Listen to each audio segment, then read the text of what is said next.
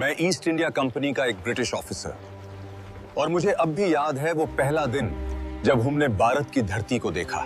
कहने को हम यहाँ व्यापार करने आए थे, लेकिन लंदन में सब जानते थे भारत एक मौका था और इस मौके को हाथ से जाने देने का सवाल ही नहीं था। 1600 में कंपनी का जम हुआ और सिर्फ कुछ सालों बाद 1613 में हमने सुरात में अपनी पहली फैक्ट्री बना ली। 1617 में मुगल बादशाह जहांगीर ने हमें और अधिक व्यापारिक अधिकार दे दिए।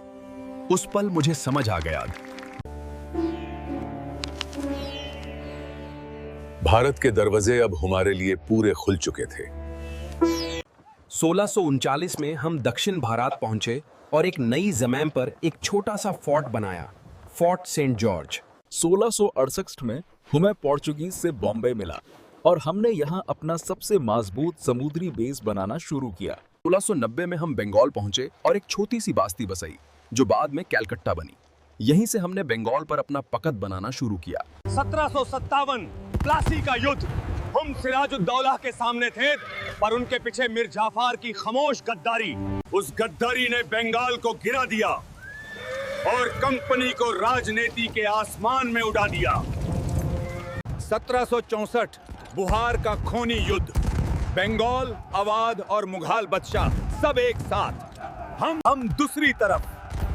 लेकिन हमारी जीत ने सब कुछ बदल दिया।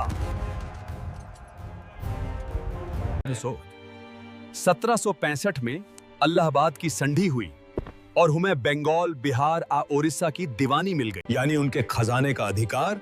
कंपनी अब व्यापारी नहीं रहा, भारत के शासक बन चुके थे। लेकिन शक्ति बढ़ती गई और भ्रष्टाचार भी।